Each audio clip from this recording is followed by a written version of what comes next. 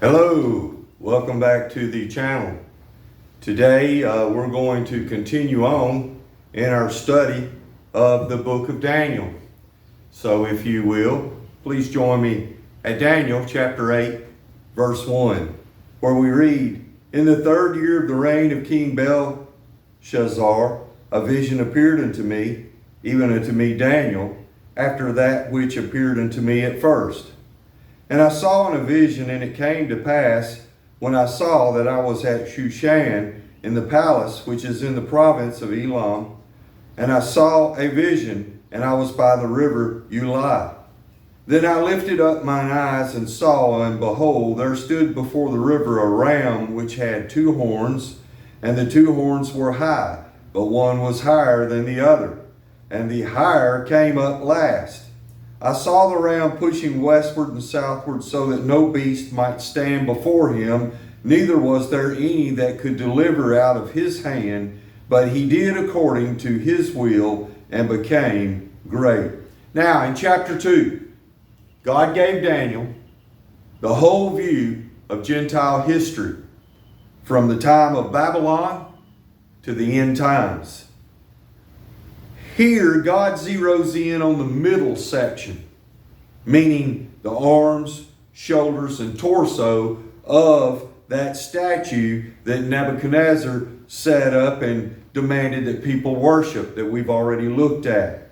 Now in chapter 8, with a prophecy about the Persians, the Medes, and the Greeks. So chapter 8 records Daniel's second vision and switches back to Hebrew because the coming events will affect the Jews. This vision takes place chronologically between the 4th and the 5th chapters of Daniel, just before the end of the Babylonian Empire. What Daniel sees in this vision helps him give the interpretation of the handwriting on the wall that we looked at back in chapter 5. All right, let's go on at verse 5. "And as I was considering, behold, an he-goat came from the west on the face of the whole earth, and touched not the ground. And the goat had a notable horn between his eyes. And he came to the ram that had two horns, which I had seen standing before the river, and ran unto him in the fury of his power. And I saw him come close unto the ram, and he was moved with choler against him, and smote the ram, and brake his two horns. And there was no power in the ram to stand before him, but he cast him down to the ground, and he stamped upon him, and there was none that could deliver the ram out of his hand. Therefore the he-goat waxed very great, and when he was strong, the great horn was broken, and for it came up four notable ones toward the four winds of heaven." So, when Alexander the Great, who was from Greece, conquered the Medo-Persians, he conquered several other Persian cities and swept into India. But by this time, his army was tired and had had enough of conquest, which led them to return to Babylon, where Alexander died at the age of 33. He died of alcoholism and a severe fever. He was greatly depressed that there was no more empires for him to conquer. All right, let's go on at verse 9. "And out of one of them came forth a little horn which waxed exceeding great toward the south, toward the east, and toward the pleasant land. And it waxed great even to the host of heaven, and it cast down some of the host and of the stars to the ground, and stamped upon them. Yea, he magnified himself even to the prince of the host, and by him the daily sacrifice was taken away. And the place of the sanctuary was cast down, and an host was given him against the daily sacrifice by reason of transgression. And it cast down the truth to the ground, and it practiced and prospered." Now, where Scripture here speaks of the glorious land, it's referring to Israel's homeland, okay? So let's go on at verse 13. "Then I heard one saint speaking to, and another saint said unto that certain saint which spake, How long shall be the vision concerning the daily sacrifice and the transgression of desolation, to give both the sanctuary and the host to be trodden under foot. And he said unto me, unto 2,300 days, then shall the sanctuary be cleansed. Daniel had no idea what this vision meant.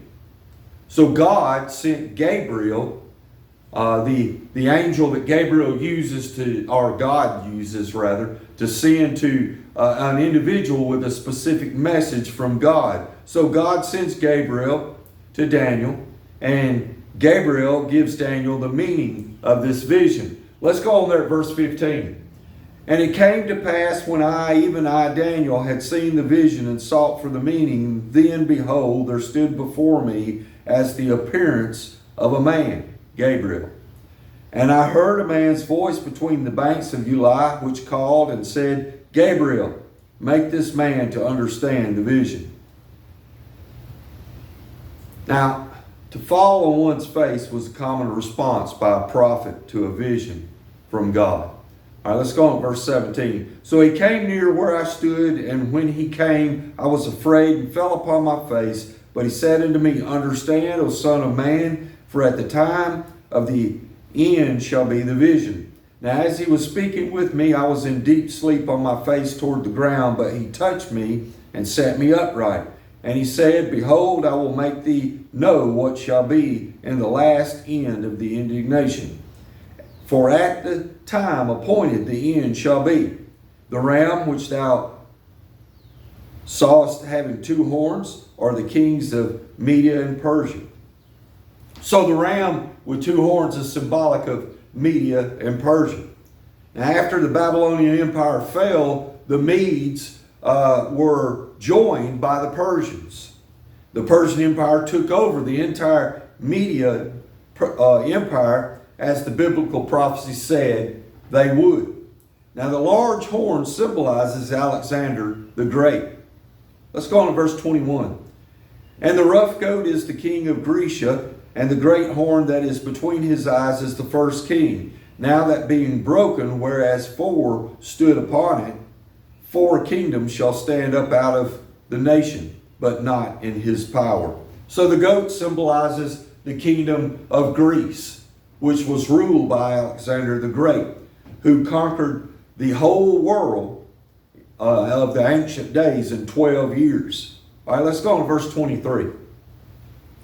And in the latter time of their kingdom, when the transgressors are come to the full, a king of fierce countenance and understanding dark sentences shall stand up, and his power shall be mighty, but not by his own power, and he shall destroy wonderfully, and shall prosper in practice, and shall destroy the mighty and the holy people.